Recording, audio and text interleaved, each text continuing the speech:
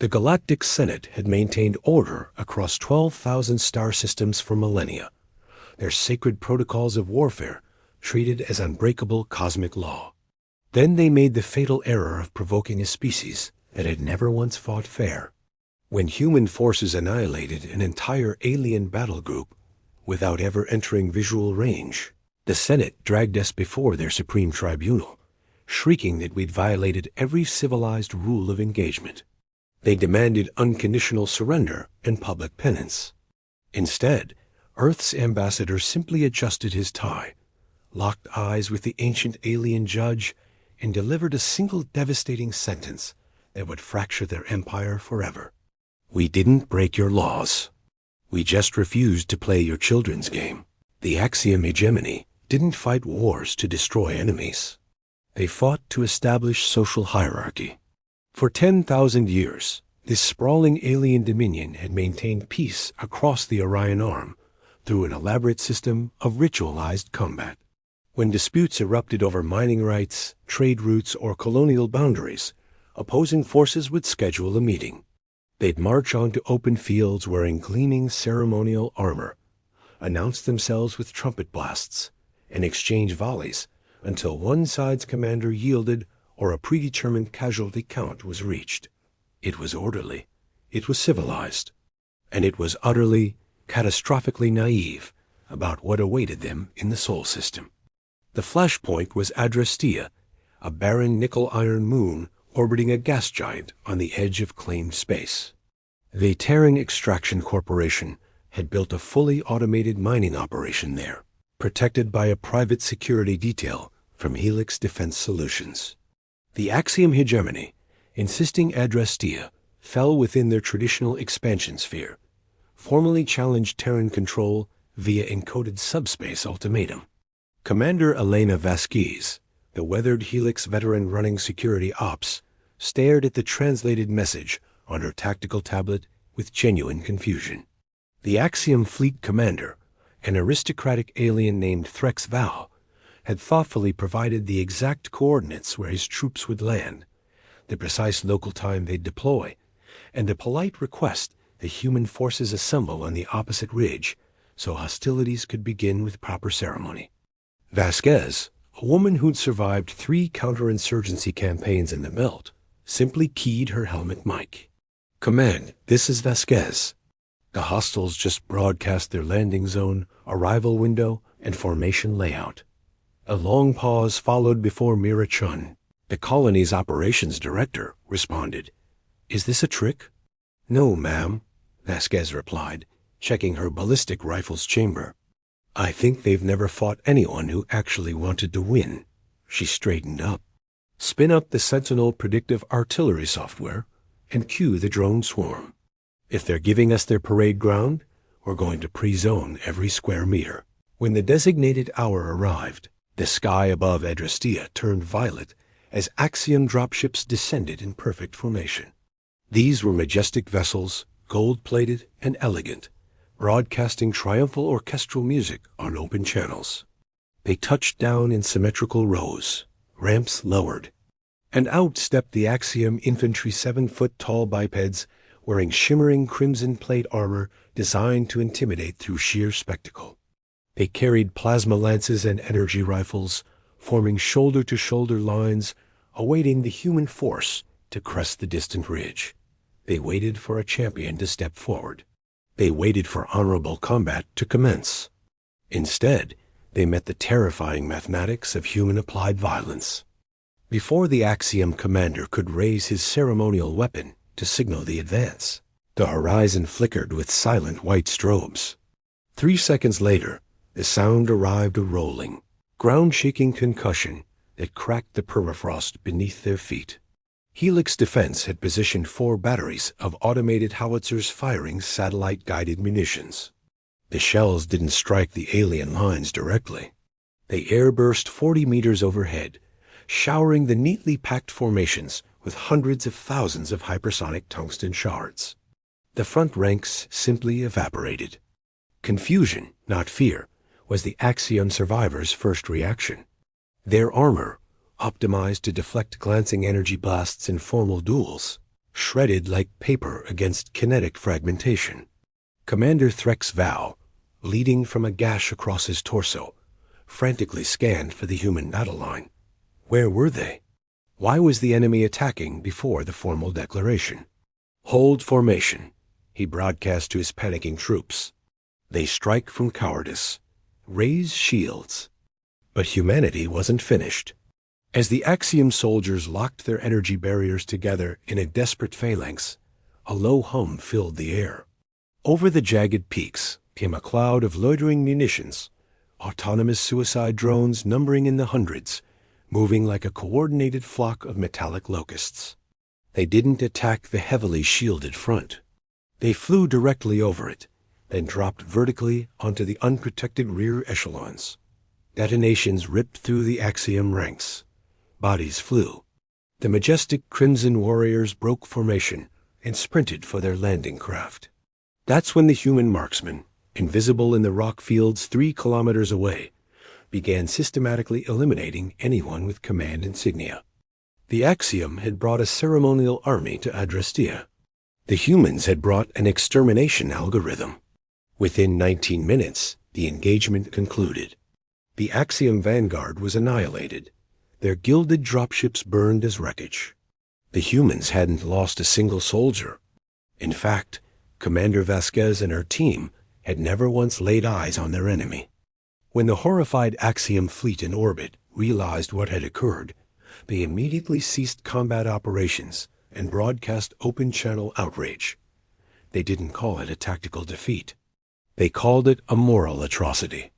They transmitted combat footage back to the Galactic Senate, screaming that humanity was a plague of honorless butchers who had shattered the sacred laws of warfare. Earth, preoccupied with its own internal tensions, barely registered the skirmish as a news footnote. But to the rest of the galaxy, humanity had just committed the unforgivable sin. The diplomatic fallout was immediate and catastrophic. The Galactic Senate, a coalition of 50-plus spacefaring species dominated by the Axiom, issued a galaxy-wide embargo on all human vessels. The UN Security Council convened an emergency session in New York, scrambling to understand how a minor corporate dispute over a dead moon had triggered an interstellar crisis.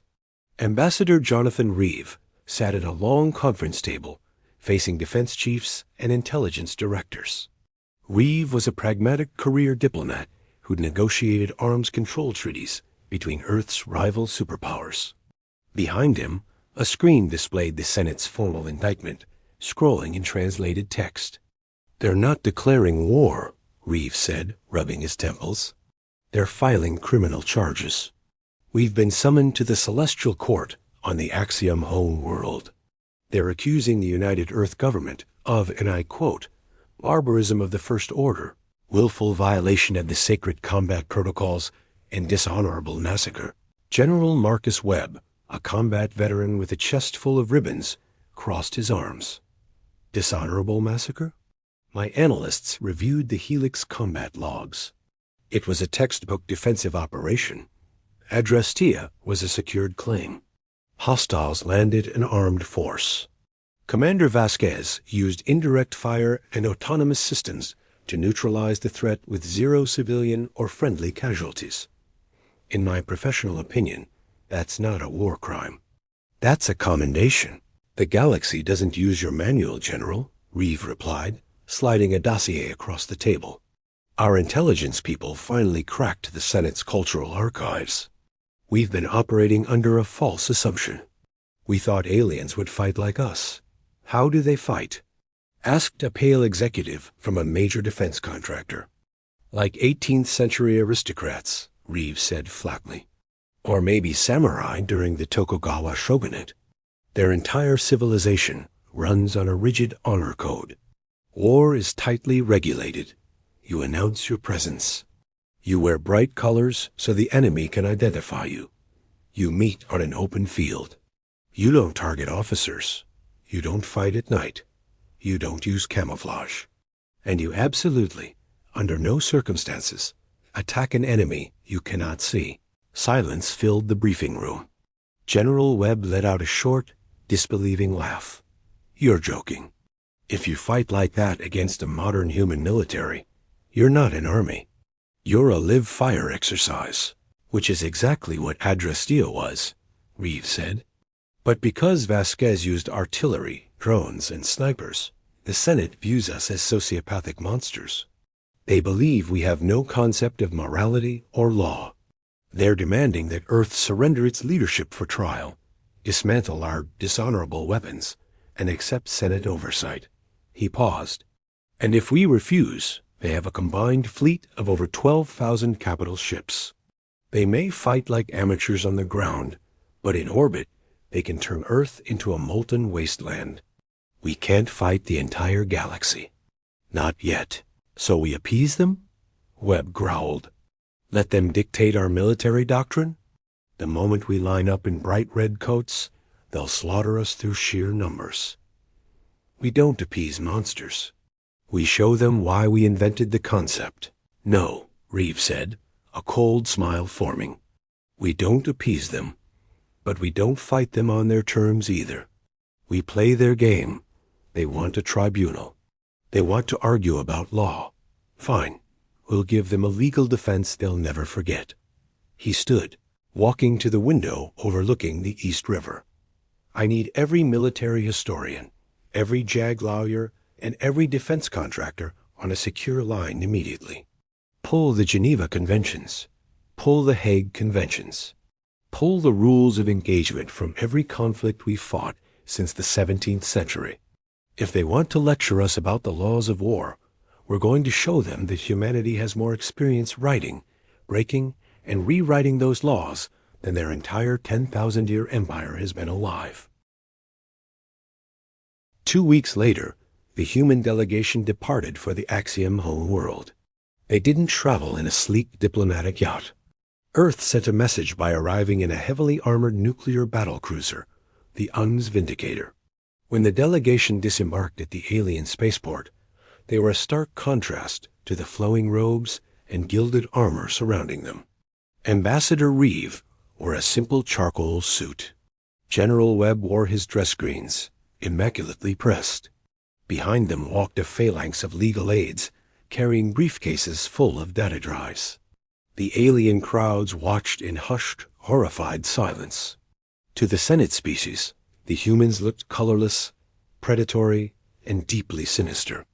They whispered among themselves, pointing at the unadorned figures who moved with the synchronized discipline of apex predators. They were escorted to the Celestial Court, a massive amphitheater of floating platforms and crystalline spires capable of holding thousands of delegates.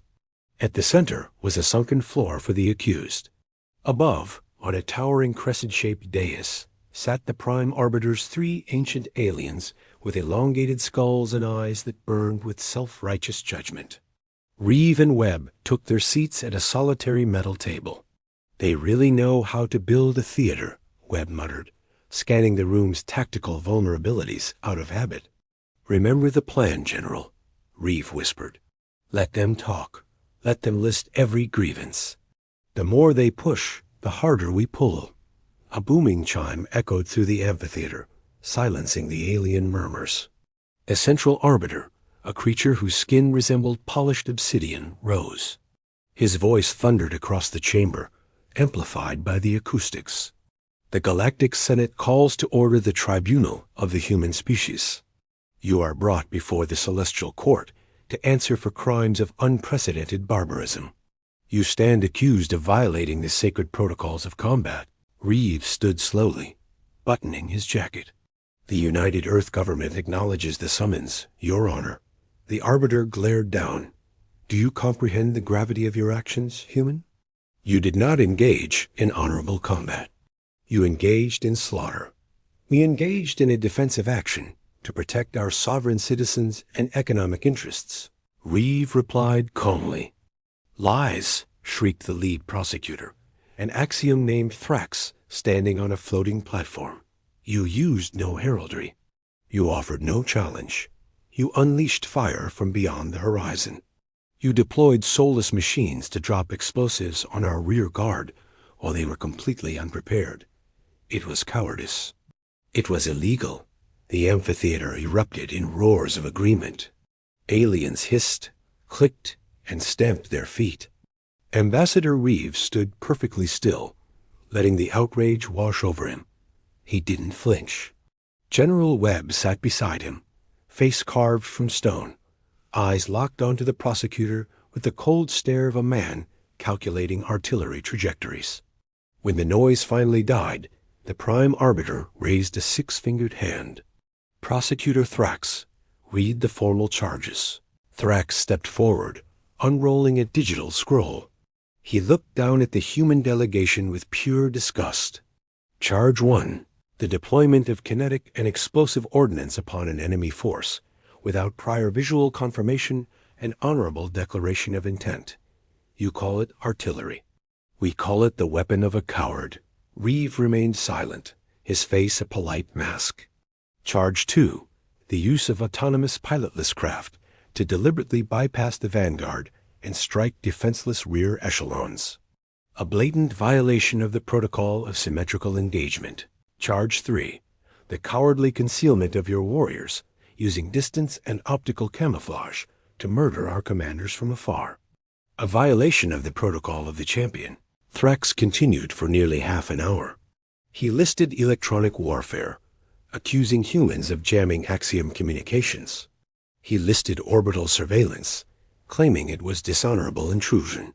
He even filed a charge regarding human use of night vision technology during a previous skirmish, calling the act of attacking an enemy while the sun was down a sin against the cosmos.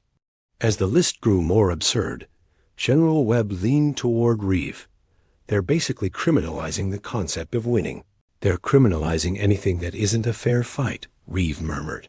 And humans don't do fair fights. Finally, Thrax finished. He pointed an accusatory finger at Reeve. By the laws set forth by the founders of the Senate 10,000 years ago, you are a species devoid of honor, devoid of law, and a threat to the civilized galaxy. How plead you? The massive amphitheater fell into dead silence. Thousands of alien eyes bored into the solitary human standing at the center. They expected a plea for mercy. They expected groveling. They expected the primitive species to beg for forgiveness and guidance. Ambassador Jonathan Reeve took a slow, deliberate breath. He picked up a thick, leather-bound book from his desk, an archaic physical object filled with paper, a dramatic prop he'd brought from Earth. He looked up at the towering Prime Arbiters. We plead not guilty, Reeve said, his voice ringing with absolute clarity. A collective gasp echoed through the gallery. Prosecutor Thrax looked momentarily stunned. Not guilty? You cannot deny the evidence. You broke every combat law in existence. We didn't break a single law, Reeve replied, stepping out from behind his table. He began pacing, his presence suddenly dominating the space. You accuse us of barbarism because we didn't line up in a field wearing bright colors. You accuse us of cowardice because we used technology to strike from afar. You accuse us of lacking honor because we fight in the dark, strike your supply lines, and jam your communications. He stopped and looked directly at the Prime Arbiter. With all due respect to this court, your sacred protocols of combat are not laws of war. They are the rules of a sporting event. They are a game played by empires that have never had to fight for their actual survival. Insolence, Thrax shrieked. I don't insult them, Reeves snapped, his voice hardening. I dismiss them. You see, for 10,000 years, the Senate has enjoyed peace. You fight border skirmishes for pride. Humanity does not fight for pride. When we go to war, we fight for our existence. He held up the leather-bound book. You claim we have no laws of combat. You claim we are lawless butchers. But you are wrong. We have laws. In fact, we have more laws regarding warfare than any other species in this room. We brought them with us.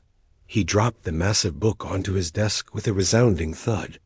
The Geneva Conventions, the Hague Conventions, the UN Charter on the Laws of Armed Conflict, the Outer Space Treaty, the Biological Weapons Convention. Reeve looked around the room, meeting the gazes of alien dignitaries. We do not regulate how we fight to make it fair. We regulate what we destroy to make it survivable. Our laws do not forbid artillery, camouflage, or night strikes.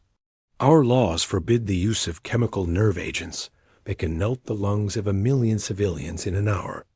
Our laws forbid orbital kinetic bombardment of population centers.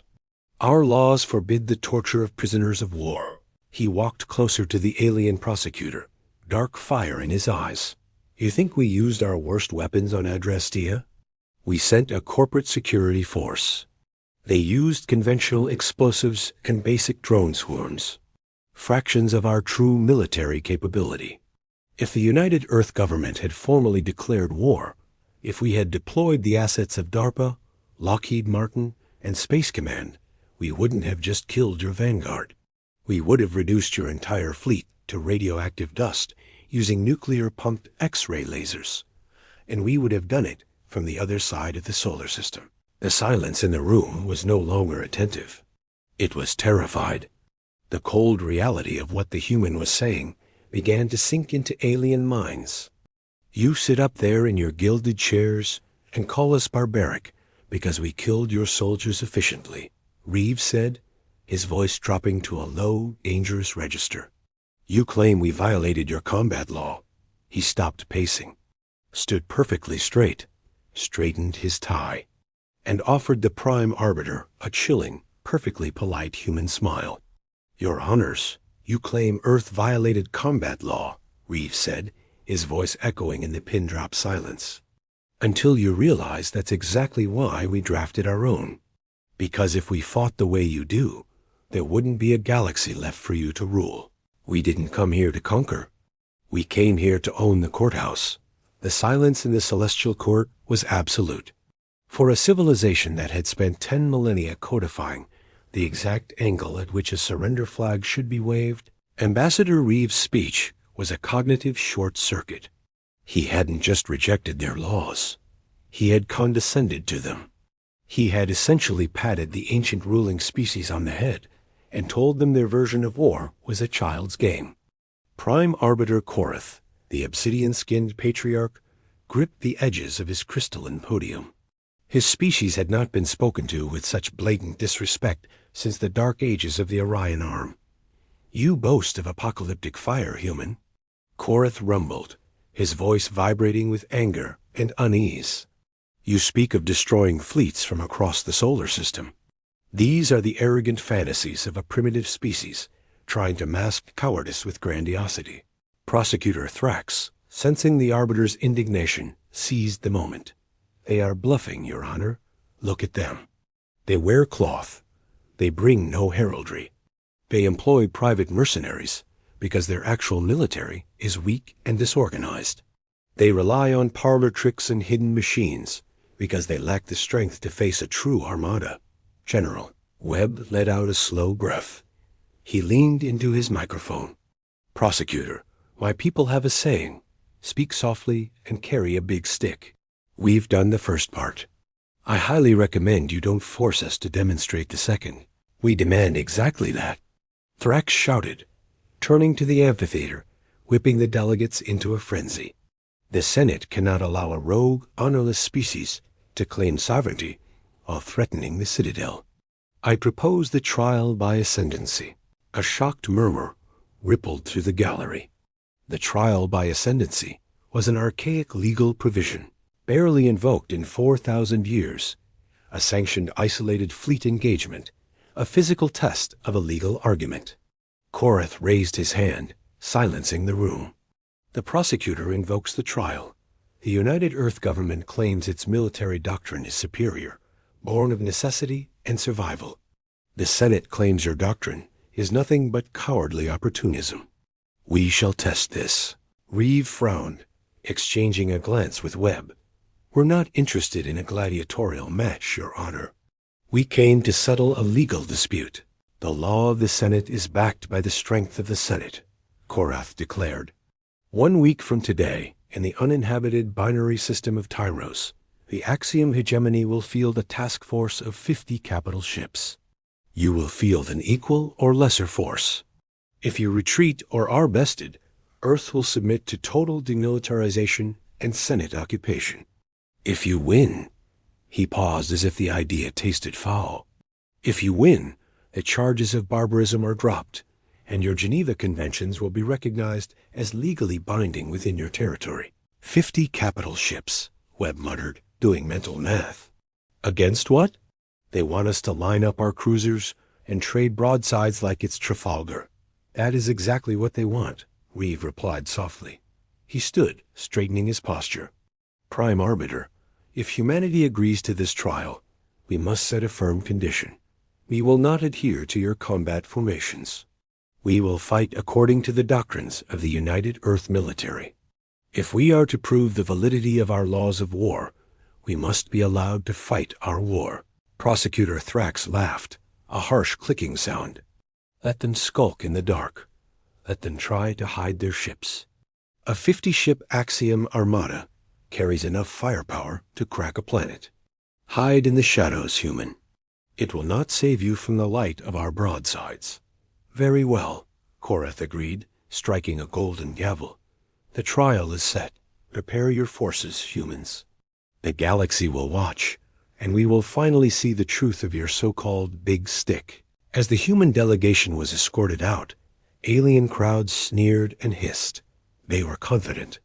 In their minds, humanity had just agreed to its own execution. Webb walked briskly beside Reeve, pulling a secure satellite phone. Ambassador, 50 capital ships is an extinction-level threat if they decide to jump from Tyros directly to Earth after they beat whatever we send.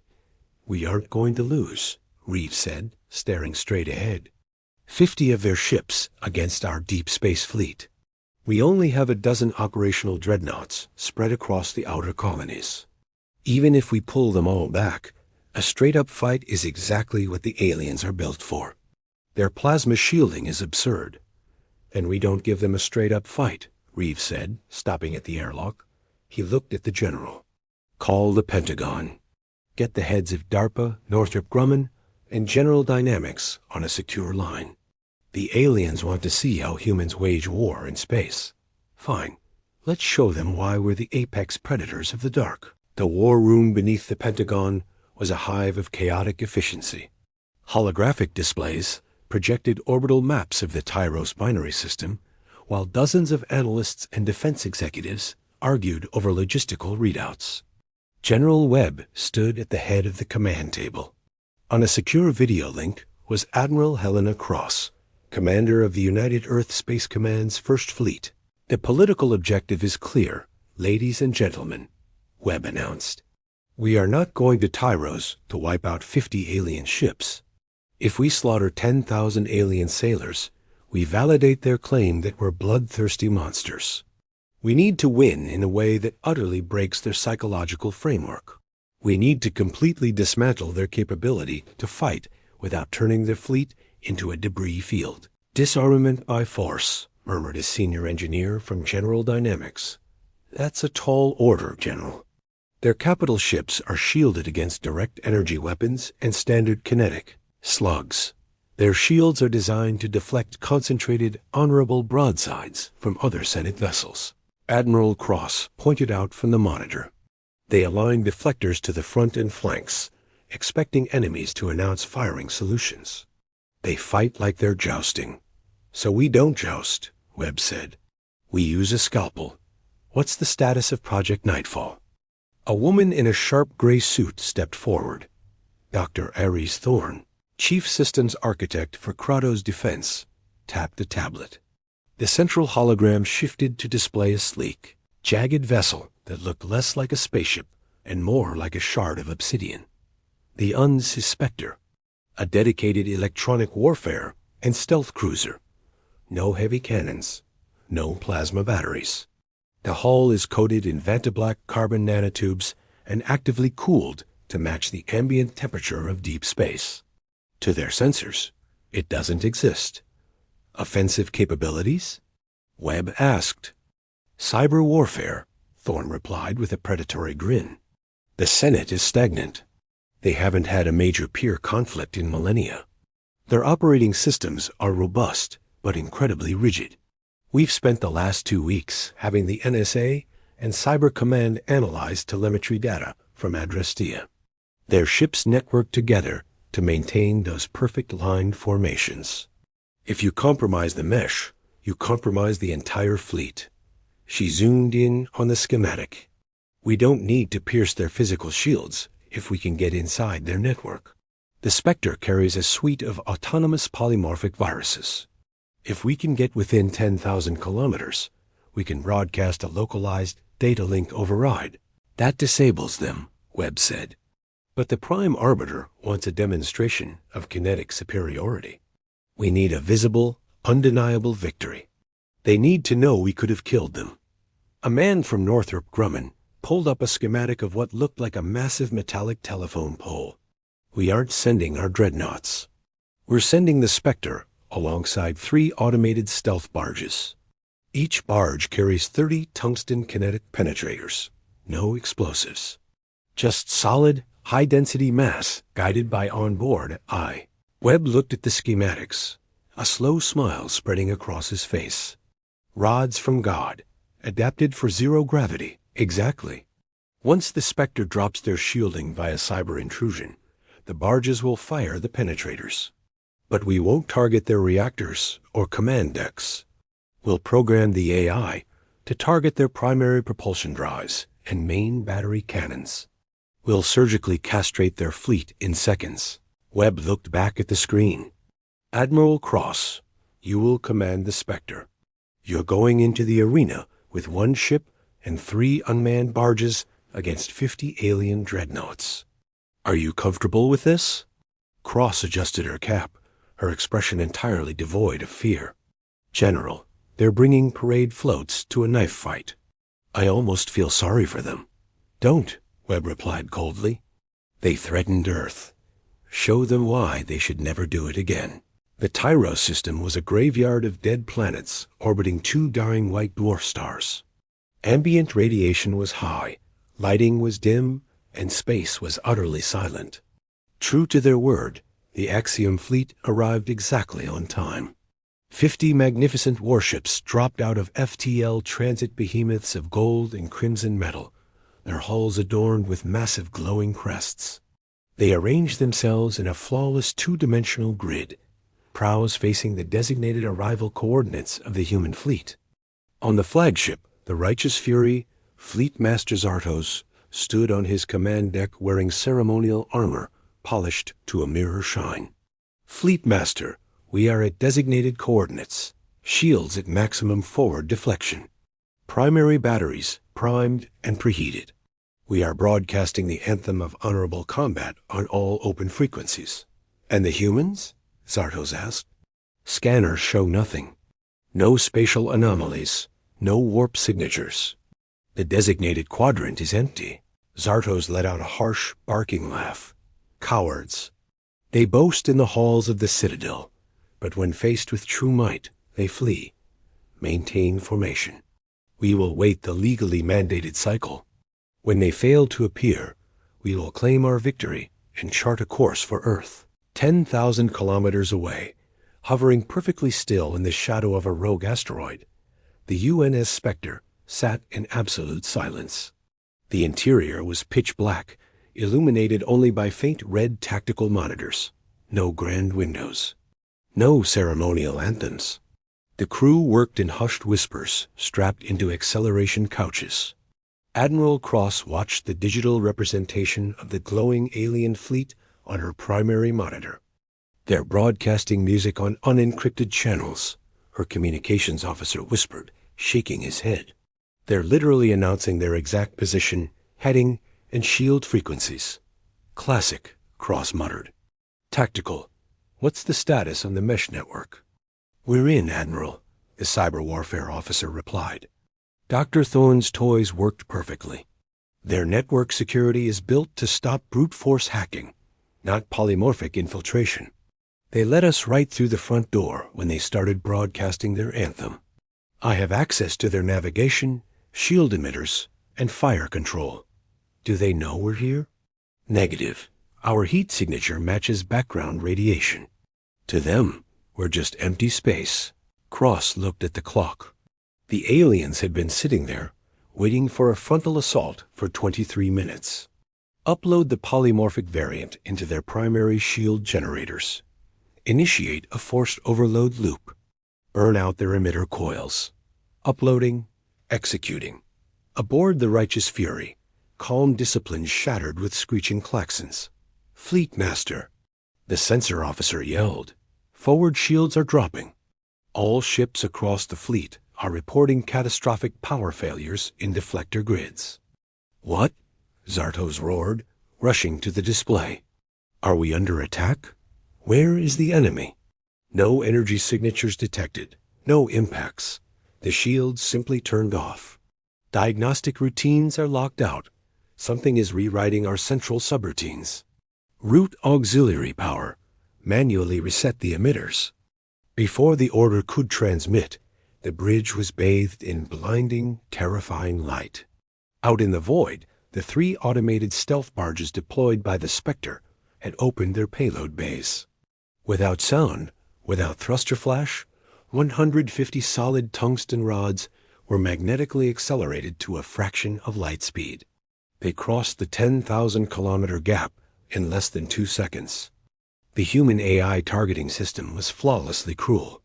It didn't aim for command ridges or life support.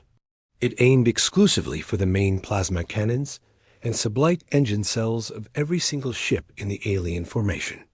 The kinetic impacts were devastating. Tungsten traveling at relativistic speeds doesn't need explosives. The sheer kinetic energy transfers directly into the target. The majestic gold and crimson hull plating crumpled like wet paper. Aboard the Righteous Fury, Zartos was thrown to the deck as his ship violently shuddered. Tearing metal reverberated through the hull. Damage report. He screamed, pulling himself up. The tactical officer stared at his screen, face drained of color. Fleet Master. Our main offensive batteries have been completely sheared off the hull. Sublight engines are dead. Venting atmosphere from engineering bays, but bulkheads are holding. The rest of the fleet, the same. All 50 ships. Weapons disabled. Propulsion disabled. We are dead in the water. Entirely defenseless. Zartos stared out the viewport. His invincible armada, the pride of the Senate, had been rendered completely impotent in less than 10 seconds. They hadn't fired a single shot. They hadn't even seen the enemy. Suddenly, the encrypted primary command channel hissed with static. The alien anthem was violently cut off. A human voice call, professional, chillingly polite, echoed through the speakers.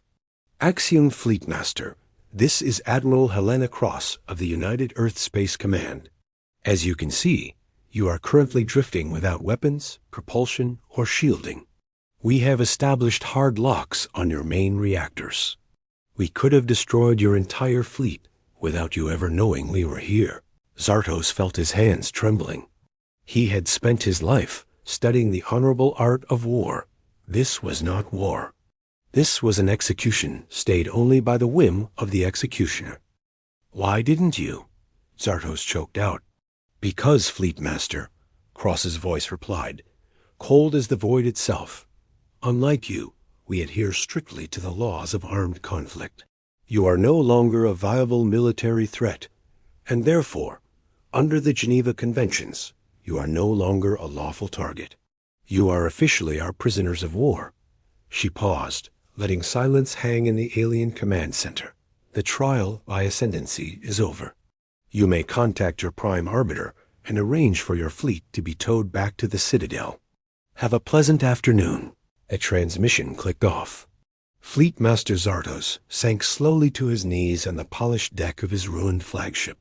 In the cold, dark silence of the Tyro system, he finally understood exactly what humanity had brought to the galaxy. They hadn't brought cowardice. They'd brought a leash. They hadn't brought cowardice. They had brought a leash. A transmission from Tyros reached the Celestial Court in real time, broadcast across massive holographic displays. Thousands of alien delegates who had gathered to witness the glorious destruction of the human fleet sat in silence, so profound it felt like a vacuum. They had watched the 50 majestic dreadnoughts drop into real space. They had listened to the anthem echo through the void. They had waited for the humans to arrive and be annihilated. Instead, they watched in sheer horror as the invincible armada simply died. The telemetry data scrolling beside the visual feed was a nightmare of failing systems. No enemy ships on scanners. No exchange of grand broadsides. In 10 seconds, the pride of the Senate was systematically surgically neutered. Weapons sheared off. Engines pulverized. And the human commander's voice broadcast on all frequencies declared them all prisoners of war under something called the Geneva Conventions. Prime Arbiter Korath sat frozen on his elevated dais, gripping crystalline armrests so tightly the material began to fracture. For 10,000 years, his species had maintained absolute hegemony through the undeniable superiority of their warships. In 10 seconds, humanity had shattered that fist without even showing themselves. "Witchcraft," whispered Prosecutor Thrax, staring at the screen with wide, unblinking eyes. He stepped back from his podium. "It is a trick, a sensory illusion. The sensors must be malfunctioning." Ambassador Reeve, who had been brought back into the chamber to watch the broadcast, calmly buttoned his suit jacket. "It's not an illusion, Prosecutor. Your fleet is currently dead in the water. We have dispatched automated tug drones from our Jupiter shipyards. They will arrive at Tyros shortly to provide life support and towing services for your stranded personnel. We will, of course, be sending the bill for these rescue operations to the Axiom Hegemony." Korath slowly turned his massive head toward the human delegation. The condescension was gone. In its place was the cold, terrifying realization of a predator that has just discovered the creature it cornered was not prey. "How?" Korath's voice trembled. "Our shields are impenetrable to kinetic strikes. Our networks are secured by quantum encryption. You sent one ship. You sent no warriors. How did you bypass our defenses?" General Webb stepped up to the microphone, posture rigid. "You rely on quantum encryption, Prime Arbiter, but your architecture is entirely centralized. You link your ships together to maintain those pretty formations. Our intelligence agencies found the back door. We didn't break your shields from the outside. We walked through your front door and turned them off from the inside." He leaned forward, resting his knuckles on the table. "As for the kinetic strikes, we deployed autonomous barges carrying solid tungsten penetrators guided by artificial intelligence. Your point defense cannons didn't target them because your algorithms are programmed to recognize energy signatures and shielded fighters. You don't look for cold, solid rocks moving at relativistic speeds. You built an army to fight yourselves. We built a military to kill anything that threatens us." The amphitheater erupted into chaos. Delegates began screaming, some in terror, others in outrage. Several ambassadors immediately transmitted frantic messages to their home worlds, ordering planetary defense grids activated. Korath slammed his golden gavel repeatedly until the room was forced back into tense, terrified silence. "You have destroyed our fleet," Korath said, voice dropping to a desperate register. "You have humiliated the Senate. If this is how you wage war, human, then you leave us no choice. We will draft every citizen, activate the reserve armadas, drown your world in numbers." Reeve sighed a sound of genuine exhaustion. He looked up at the Prime Arbiter with an expression that almost resembled pity. "Prime Arbiter, you still don't understand. We didn't destroy your fleet. We disabled it. We left your crews completely intact. Your life support is functioning perfectly. Do you know why?" Korath remained silent. "Because dead men don't pay reparations, and dead empires can't sign treaties." Reeve's voice turned cold and authoritative. "We are not interested in a war of annihilation. We are a pragmatic species. War is expensive. It disrupts supply chains. It hurts the bottom line. We didn't come here to conquer the galaxy. We came here to force you to the negotiating table. And right now, we own the table." He pulled a sleek encrypted data pad from his briefcase and tossed it onto the center floor of the amphitheater. That is the Accord of Assent. It dictates the terms of your surrender, the immediate cessation of all hostilities, and the formal adoption of the human laws of armed conflict by the Galactic Senate. I suggest you read it, because if you refuse, the next strike won't be aimed at your engine nacelles. For 3 agonizing days, the Citadel was locked in administrative paralysis. The human delegation commandeered a luxury suite in the diplomatic wing, turning it into a makeshift command center. Armed human security personnel stood guard outside. To the aliens, these unarmored humans looked completely vulnerable, yet no one dared approach them. The psychological damage inflicted at Tyros had elevated humans from primitive upstarts to mythological demons of war. Inside the suite, Reeve and Webb finalized the logistical nightmare of policing a galaxy. They were joined via encrypted quantum link by the Secretary of Defense, corporate CEOs, and legal analysts. SpaceX has already drafted logistical supply routes for occupied territories, reported a director from Washington. We can have automated refueling stations across the Orion Arm in 6 months. The real bottleneck is enforcement. We don't have the manpower to occupy 40 different alien home worlds. We don't need to occupy them, Reeve replied, sipping synthetic coffee. We integrate them, use their infrastructure, offer protection under our laws. They're terrified of us right now. We transition that terror into dependence. BlackRock and Vanguard analysts are already restructuring their colonial debts. By the time they realize they've been conquered, they'll be too busy enjoying our economic trade deals to care. Capitalism is a weapon of mass pacification, Webb muttered, shaking his head. It's brilliant, but I don't trust them. The Venturi have ruled for 10 millennia. They won't just sign away their empire because we broke one fleet. They will, Reeve said, checking his watch. Because they have no conceptual framework for asymmetrical warfare. We broke their minds. Now we just collect the pieces. The final negotiation was held not in the Grand Amphitheater, but in a sterile, private boardroom deep within the Citadel. On one side of a sleek obsidian table sat Prime Arbiter Korath, Prosecutor Thrax, and 3 senior Axiom commanders. On the other sat Ambassador Reeve, General Webb, and a single human security agent named Major David Stone, who stood quietly in the corner. Korath looked haggard. The glowing crests on his ceremonial armor were dimmed. We have reviewed your treaty. Your demands are unprecedented. You require us to dismantle our energy pike phalanxes. You demand integration of Red Cross medical oversight into our military structures. You demand complete decriminalization of camouflage, indirect fire, and electronic warfare. We're modernizing your military doctrine, Prime Arbiter, Reeve said smoothly.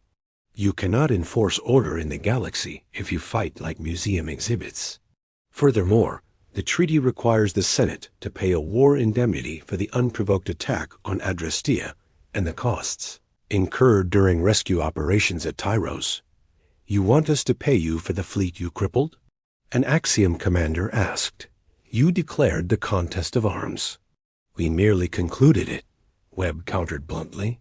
Consider it a consulting fee for the tactical demonstration. Prosecutor Thrax, vibrating with suppressed rage, suddenly slammed his fists onto the table. No, I will not submit to this. I will not let an honorless dirt species dictate the laws of the stars. You are cowards. You hide in the shadows because you are weak. You have no honor in your blood. Prosecutor, stand down, Korath warned. But Thrax was beyond reason. His entire belief system had been annihilated. In a desperate, manic bid to prove human physical weakness, he lunged across the table. From his ceremonial sash, he drew a concealed plasma dagger, a weapon strictly forbidden in diplomatic meetings. It hummed to life, glowing with lethal blue-white heat, aimed directly at Ambassador Reeve's throat. It was a blatant, treacherous violation of every single law of honor the Axiom claimed to uphold. In his desperation to destroy the human, Thrax had abandoned his own sacred codes. Reeve didn't even blink. He didn't flinch. Before the alien prosecutor could cross the table, Major David Stone moved. The human security agent didn't shout. He didn't issue a challenge. He simply acted with the terrifying muscle memory efficiency of a Tier 1 operator. Stone drew a compact suppressed 9mm sidearm from his shoulder holster and fired 2 shots in a fraction of a second. The weapon barely made a sound, just 2 sharp mechanical snaps. The first hollow point round shattered Thrax's wrist, blowing the plasma dagger from his grasp. The second round struck him in the right shoulder, spinning the massive alien backward and sending him crashing to the floor in a tangle of robes and blue blood. The entire incident took less than 2 seconds. The alien commanders leapt to their feet in shock. Prime Arbiter Korath recoiled, staring at the bleeding prosecutor on the floor, then at the human agent who had already reholstered his weapon and resumed his neutral stance, face completely devoid of emotion. Reeve casually brushed a speck of dust off his lapel and looked down at the writhing, moaning alien. "Drawing a concealed weapon during a diplomatic parley," he said, voice dripping with absolute contempt. "An unprovoked attempt on a non-combatant's life. Tell me, Prosecutor Thrax, which of your sacred protocols does that fall under?" The alien commanders looked at Thrax in horror and deep, profound shame. The illusion was entirely shattered. The humans hadn't just beaten them tactically. They had just exposed the utter hypocrisy of their moral high ground. When pushed to the brink, the Honorable Venturi resorted to the very savagery they accused humanity of harboring. Korath slowly sat back down. The fight was completely gone from his eyes. He looked at Reeve, truly seeing the human for what he was. A representative of a species that had survived thousands of years of brutal conflict by being smarter, faster, and infinitely more ruthless than anything else in the dark. "There is no honor left," Korath whispered, staring at his trembling hands. "Honor is a luxury for the victorious, Prime Arbiter," Reeve replied softly, pushing the digital treaty across the table. "Survival is the only law that matters. Sign the treaty." Without another word, Prime Arbiter Korath pressed his thumbprint onto the biometric scanner. The aftermath of the Accord of Assent was swift and absolute. News of the Senate's unconditional capitulation sent shockwaves across the Orion. Rebellions brewing for centuries were instantly quelled not by the Axiom fleet, but by the terrifying rumor of the humans of Earth, the demons who could kill a starship from the shadows and rewrite the laws of the universe with a stroke of a pen. Humanity didn't physically occupy the galaxy. They corporatized it. Within 3 months, massive freighters bearing the logos of Maersk and Amazon Interstellar were hauling refined metals from Senate worlds to the shipyards of Mars. Halliburton secured exclusive multi-trillion credit contracts to repair and retrofit the crippled Axiom fleet, essentially forcing the aliens to pay human engineers to fix damage human weapons had caused. The Galactic Senate remained intact, but it was now a shell organization. The true power rested in Geneva. The Celestial Court was reorganized. They still held tribunals, but now sitting alongside the Prime Arbiters were human judges, veterans of the International Criminal Court and JAG officers who rigidly enforced the newly adopted Geneva Conventions across 1,000 star systems. Ambassador Jonathan Reeve and General Marcus Webb stood on the observation deck of the Unzi Vindicator, watching the sprawling crystalline towers of the Citadel shrink as their dreadnought pulled away from orbit. "I have to admit, Jonathan," Webb said, clasping his hands behind his back, "when we first got that summons, I thought we were looking at the extinction of the human race. I thought we'd have to fight our way through 10,000 ships. Never fight a war you don't have to win." Reeve smiled, checking his datapad. "I just got the quarterly report from the UN Economic Council. The trade tariffs we imposed on the Venturi have just eliminated our global planetary debt. We're operating on a surplus for the first time in human history." Webb chuckled, a low rumbling sound. "We showed up to a war crimes tribunal and ended up buying the galaxy. It almost feels unfair. It's perfectly fair, Reeve replied, eyes reflecting distant stars. They spent 10,000 years playing dress-up, pretending war was a noble pursuit. They thought rules made them civilized. They forgot that the only reason you make rules in the first place is because you know exactly the kind of monsters you are capable of being. He turned away from the window. They claimed Earth violated combat law. Now they live by ours. Let's go home, General. Back on the Citadel, Prime Arbiter Korth stood in his empty chambers, looking out over his city. The skies once filled with majestic gilded warships were now dotted with sleek gray utilitarian hulls of human merchant vessels and surveillance drones. He had read the entire history of humanity over the last few months. Their world wars, cold wars, nuclear standoffs, endless bloody struggles. He finally understood the fundamental difference.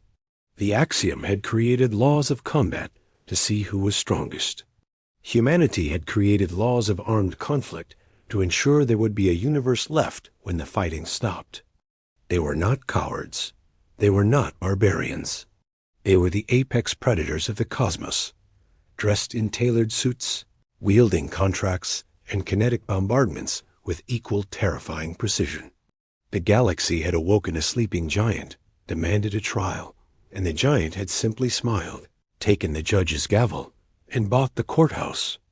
And that is how humanity turned a galactic war crimes tribunal into the greatest corporate and military takeover in the history of the universe.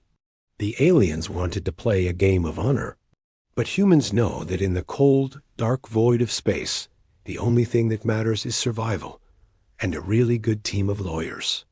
If you enjoyed this deep dive into humanity's ultimate HFY triumph, smash that like button. Share this story to show your friends why you never mess with Earth, and subscribe to Ascension of Man. Drop a comment below. Which human corporation do you think would conquer the galaxy first?